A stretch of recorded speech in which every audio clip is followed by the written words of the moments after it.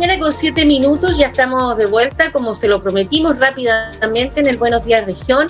Ya se encuentra nuestro siguiente invitado, se trata de Nikos Ortega, joven que es candidato constituyente por el Partido Comunista y además presidente de la Juventud Comunista de Magallanes. ¿Cómo estás, Nikos? Buenos días.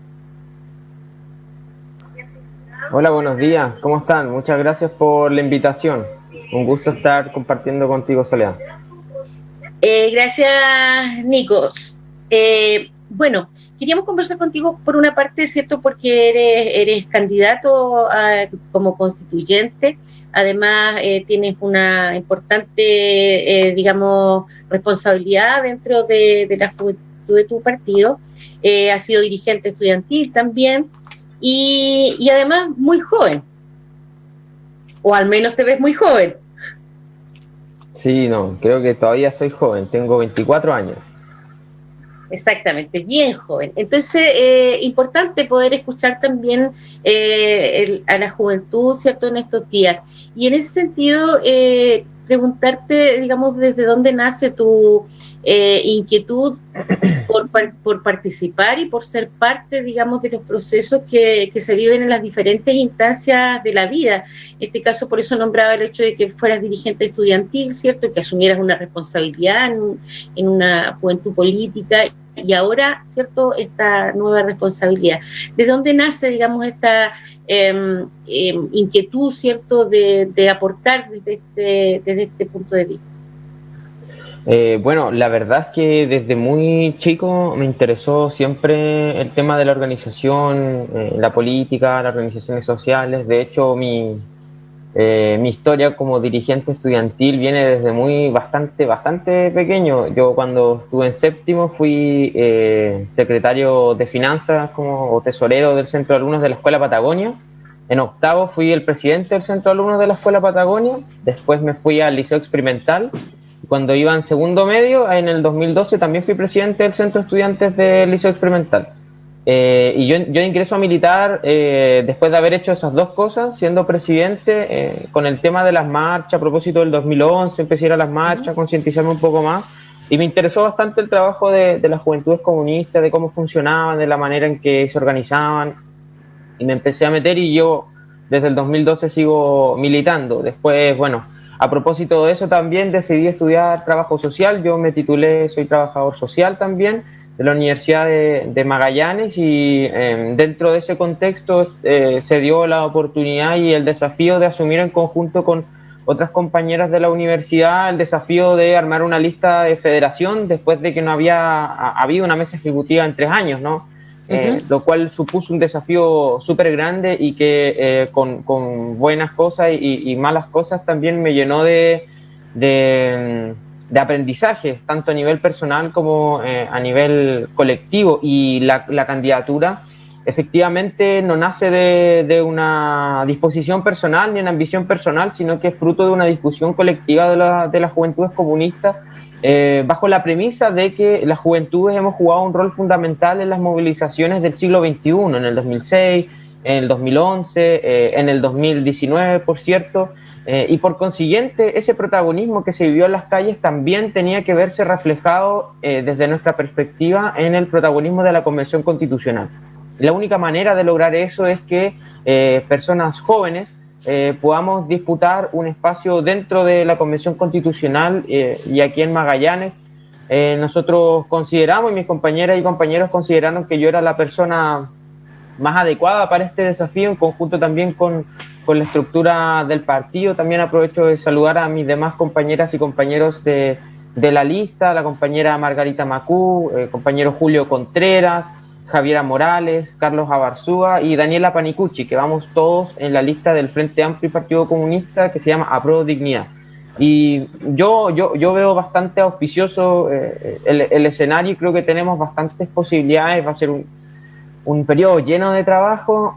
Nosotros hacemos una apuesta juvenil, sin tampoco decir de que la juventud por sí misma o por sí sola es una garantía o una virtud más bien, pero sí consideramos que es una característica que tiene que verse reflejada en la Convención Constitucional, y creo que nosotros acá al menos llevamos la candidatura más joven a la Convención Constitucional, conmigo con 24 años, y también la Juventud Comunista lleva la candidatura más joven a la Concejalía de Punta Arenas, ya que es con nuestro compañero Darío Igor, que fue dirigente secundario de la FESMAC, y él tiene 19 años, si no me equivoco. Entonces, esta es una apuesta y una definición que nosotros hacemos por que las juventudes se inmiscuyan en los procesos políticos, a propósito también de que, no sé si tú pudiste verlo, Soledad, en el apruebo, en la votación del plebiscito, había mucha participación joven, y no solamente como votantes, sino que un paso más allá, participando como apoderados, apoderadas, como vocales, etcétera. Justamente iba a ir para allá porque a partir justamente de lo que fue la revuelta, cierto, de octubre, el 18 de octubre, o que parte, cierto, ahí, justamente la juventud pareciera que asumió no solo un protagonismo desde el reclamo, desde la protesta, sino que también desde la participación y desde el asumir responsabilidades, y tener una mirada distinta en relación a justamente lo que significa ser parte de los procesos. Así es, así es. De hecho, bueno, en la universidad, cuando estábamos ahí con la federación, fuimos aportativos en generar, por ejemplo, cabildos en conjunto con las autoridades de la universidad. Se generó un cabildo abierto a la comunidad en general, que tiene sus resoluciones, de la Universidad de Magallanes. También nosotros participamos, por ejemplo, en la consulta ciudadana que se hizo en diciembre del 2019, cuando se preguntó como en las municipalidades si queríamos asamblea constituyente, y eso también nosotros como federación nos pusimos con el sistema informático, colaboramos con eso, también abrimos la universidad para que fuera el centro de votación, y tengo entendido que fue el centro de votación o el segundo por ahí donde más gente llegó a votar. Y eso igual es algo inédito, porque usualmente en la universidad no se prestaba mucho para este tipo de ejercicios. También otras veces organizamos otro tipo de actividad, de manifestación un poco más artística, pero yo creo que esta intención de que las juventudes participen en política llegó a buena hora, y llegó también para quedarse. Por eso también una de las propuestas, y como tratando de pasar al tema de propuestas que nosotros tenemos para la Convención Constitucional, que guarda relación con el ámbito de Estado y democracia, la profundización de la democracia, por ejemplo, con el reconocimiento de la ciudadanía desde los 16 años, de manera que adolescentes puedan participar en todas las elecciones indistintamente de cuál sea esta, ¿no? Y creemos que es fundamental darle la oportunidad a los compañeros y compañeras que tienen entre 16 y 18 años de poder participar si así lo estiman conveniente, ¿ya? Y esa es una de las cosas que nosotros creemos que tienen que irse profundizando. Igual te quería preguntar en relación a eso, obviamente que la Constitución, ¿cierto?, es muy amplia, insistir en que la Constitución no es la que soluciona en forma directa, digamos, las dificultades, sino que más bien es la base, pero la que da el piso mínimo, ¿cierto?, respecto de los derechos y deberes de los ciudadanos, en este caso de Chile. Y en ese sentido, bueno, nombrabas una propuesta concreta, ¿cierto? Pero ¿qué aspectos de lo que significa la Constitución, eso todo, son aquellos donde a ti te parece que es imprescindible efectivamente sacar la página completa y todo de nuevo? O sea, yo creo que hay parte que las constituciones tienen dos elementos, que son el elemento ideológico, que es lo que sustenta todo lo demás, y el elemento orgánico, que define como las diferencias entre los poderes del Estado, ¿no?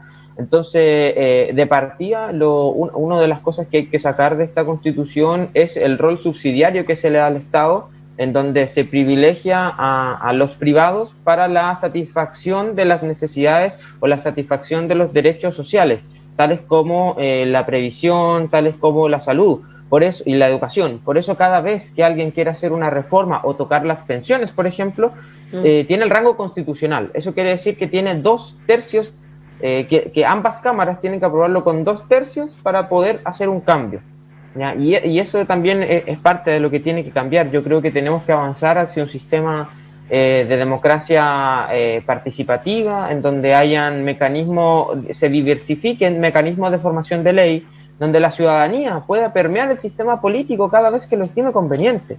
Acá hay que premiar las buenas ideas, y premiar las buenas ideas quiere decir permitir que la ciudadanía sea capaz de formular proyectos de ley, de formular políticas públicas desde los territorios. Y eso perfectamente se puede hacer, por ejemplo, con el 5% del electorado de la última elección. Aquí en Magallanes serían, por ejemplo, 3.000 personas, que 3.000 personas de 60.000 del 100% se juntaran y juntaran firme y dijeran: nosotros patrocinamos este proyecto de ley, y que ese proyecto de ley se discuta en el Parlamento con suma urgencia. Ojalá también hubiese un Parlamento unicameral, porque en definitiva nosotros tenemos actualmente un sistema hiperpresidencialista en donde el presidente se excede en las facultades que tiene. ¿Qué quiere decir esto? Que el presidente actualmente puede modificar proyectos de ley que ya han sido aprobados por el Congreso Nacional, que ya están despachados. Puede ponerle urgencia o no ponerle urgencia. Entonces también yo creo que, por un lado, bajar el hiperpresidencialismo, y por otro lado también tener un parlamento unicameral lo más diverso posible, que represente a todas las fuerzas políticas y sociales de nuestro país, a todas las miradas, e integrar, avanzar también hacia un parlamento mucho más eficiente. Actualmente los proyectos se demoran demasiado. De hecho, me gustaría darte un dato que tiene que ver con cuánto se demoraban más o menos los proyectos de ley de iniciativa, por ejemplo, del gobierno. Se demoran en promedio 13 meses en ser aprobados, y los proyectos que son de iniciativas de parlamentarios se demoraban 32 meses. ¿Sabe qué pasó cuando fue la revuelta de octubre? Desde el 18 de octubre del 2019, ese tiempo de tramitación se modificó a 15 días. 15 días. Y por eso es importante lo que resuelve el Partido Comunista, que tiene que ver con que en el marco en la que se dé esta convención constitucional, la ciudadanía va a tener que estar movilizada, pero no por movilizada quiere decir marchando solamente, sino que también movilizada en cabildos, en foros, en debates, discusiones, y por supuesto a través de manifestaciones pacíficas, presionando a que las personas que ellos y ellas van a escoger, o escogieron en ese instante, estamos hablando en futuro, que las personas que hayan escogido realmente representen los intereses de la región. ¿Ya? Entonces, a eso nos referimos nosotros cuando hablamos de rodear la convención. No, para los que se alarman y las que se alarman, no nos referimos a estar con antorchas, con fuego afuera mientras se realiza la convención, sino que hablamos de que la ciudadanía esté también comprometida con el proceso. Acá lo peor que puede pasar es que nosotros votemos por las personas y las personas digan: chao, si te he visto no me acuerdo.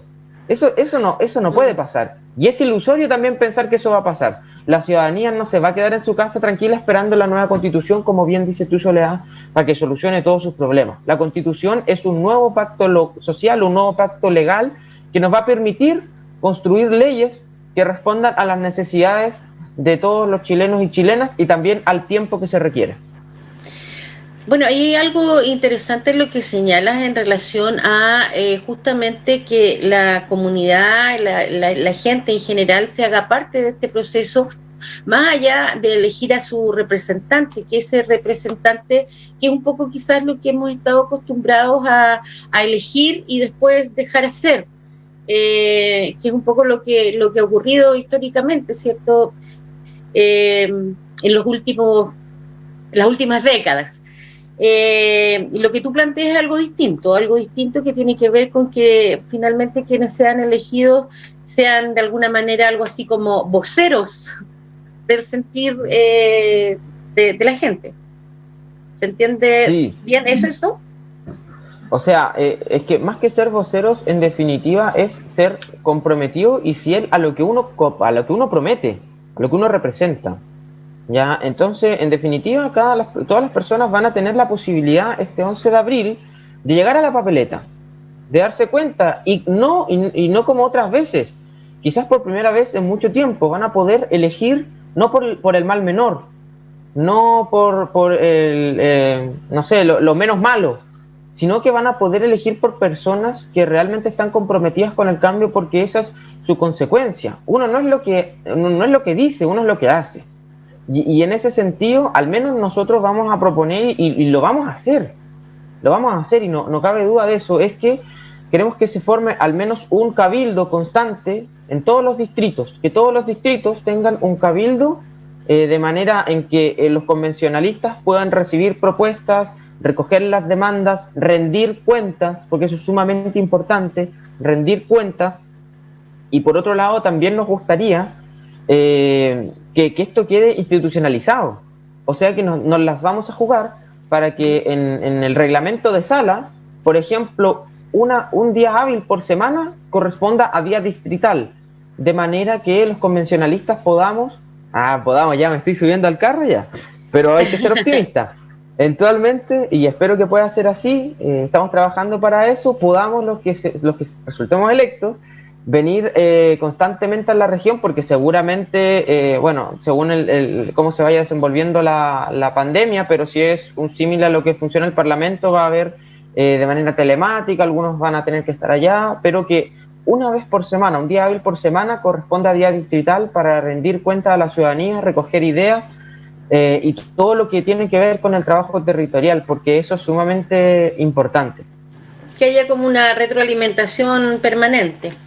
Y a propósito de este optimismo que tú planteas, ¿cierto? Señalando de lo que vas a hacer cuando estés ahí, son bastantes los candidatos y candidatas que se presentan para justamente ser parte de este proceso histórico.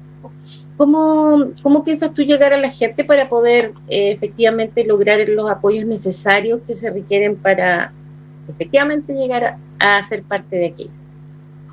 Bueno, primero que todo, recordar que esta es una elección de listas, ¿no? Y en ese contexto, este sistema de reparto dice que nosotros tenemos que primero sacar un cupo como lista. Por tanto, el primer objetivo es trabajar cohesionadamente con las y los demás integrantes de nuestra propia lista, nuestro propio pacto. Ayer yo subí ahí mis redes sociales, nos estamos reuniendo todos los jueves nos reunimos la lista para conversar ideas, para debatir algunas cosas, para ponernos de acuerdo en algunos elementos, y eso es lo que se requiere, ¿ya? Y yo estimo que alrededor de tantas candidaturas, pero son 5 listas. Uh-huh. Nosotros aspiramos a ser la primera mayoría de las fuerzas de la centroizquierda.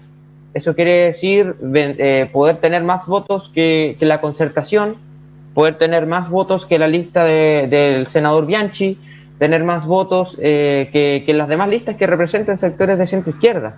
Y eso nos asegura también un cupo. Y bueno, ahí se verá cuál su pacto y qué candidato obtuvo la mayoría de los votos y represente, pero sin lugar a dudas, ya con que salga alguien de nuestra lista, nosotros nos damos por satisfechos.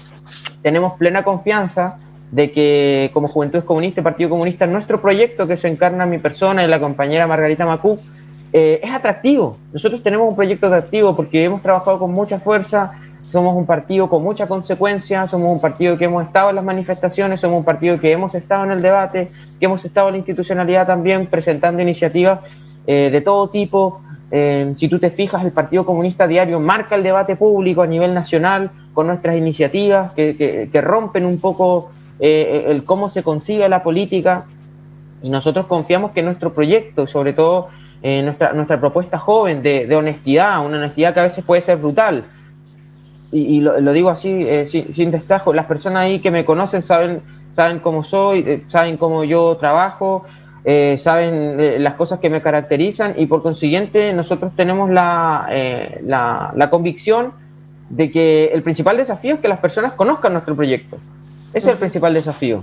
Pero tenemos plena confianza que las personas conociendo nuestro proyecto seremos capaces de convencerles con nuestras ideas, con nuestras propuestas. Y como te digo, reiterar, yo tengo plena confianza de que alguien pueda representar de nuestra lista en la Convención Constitucional, y tenemos plena confianza de que hay hartas posibilidades de que esa persona sea de nuestro proyecto político. Ahora, pasando a un tema, pero que obviamente tiene que ver con el Partido Comunista y con una persona que de alguna manera se ha convertido como en la figura pública más importante de este conglomerado político, que tiene que ver con el actual alcalde de Recoleta, Daniel Jadue, y que a propósito, digamos, de las últimas informaciones que se han publicado, que tienen que ver con la empresa de las luminarias LED, donde son muchos los municipios, en verdad, que están siendo nombrados, incluso en Magallanes aparece nombrado también el alcalde de Puerto Natales, quien ha desmentido, pero bueno, el alcalde o digamos el municipio de Recoleta también ha sido nombrado en esta situación, y quisiera saber tu opinión en relación a, de alguna manera, la cobertura que se le ha dado justamente a ese municipio en particular, y de qué manera esto pudiera eventualmente entorpecer la posible carrera presidencial de Jadwe. Sí, mira, yo creo que en primer término manifestar todo mi respaldo al compañero Daniel Jadwe. Yo creo que la ciudadanía es quien ha puesto su candidatura sobre la mesa. De hecho, el partido es ahora último, en su último congreso, que fue hace un par de meses. Recién hablamos de que el compañero va a ser el candidato del Partido Comunista, la presidencial, pero este reconocimiento que existe es de la ciudadanía, ¿ya? Y en ese sentido yo tengo plena confianza que el compañero Daniel Jadwe tiene las manos limpias. Es una persona que yo he tenido el privilegio de poder conocerlo en persona, de poder estar con él, conversar con él. Es una persona brillante, comprometida. Hay cosas que, bueno, la gente no sabe. Es una persona muy, muy trabajadora, muy responsable. Él no fuma, no toma, se levanta muy temprano a hacer ejercicios, tiene una rutina. Es una persona muy ordenada y convencida. Y yo creo que todo esto también, lo que sucedió, responde más bien a otros intereses.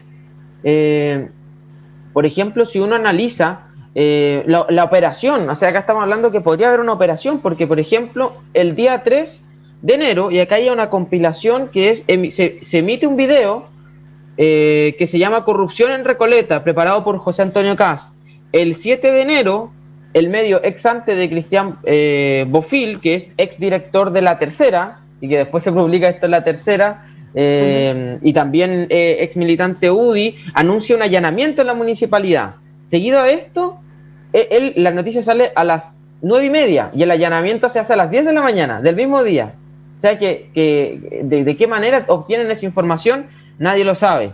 De hecho, también a ese allanamiento llegan los medios de comunicación. El 7 y 8 de enero se siembra en todos lados este allanamiento. El 9 de enero sale un reportaje con las llamadas telefónicas, y en definitiva es todo muy seguido y es sospechoso, a lo menos, de cómo se han llevado. Y recalcar que acá el alcalde Jadwe no es imputado, no se le está imputando ningún delito. Y este allanamiento se encuentra en el marco de la investigación de las licitaciones que hizo Itelecom, que la hizo con más de 22 o 24 municipios, si no me equivoco, y lo que debería importarnos aquí en Magallanes y a los magallánicos son las pruebas que son en relatos de fiscalía, que tienen que ver con las coimas que se le habían ofrecido y él habría aceptado, pero que finalmente no se realizaron, o eso aún no se ha terminado de esclarecer. Yo creo que debiésemos nosotros como magallánicos poner el énfasis y la mirada a lo que está sucediendo en Puerto Natales, que no es la primera vez que ocurre un caso en los cuales se puede dudar, a lo menos, de la probidad que tiene el alcalde. ¿Ya?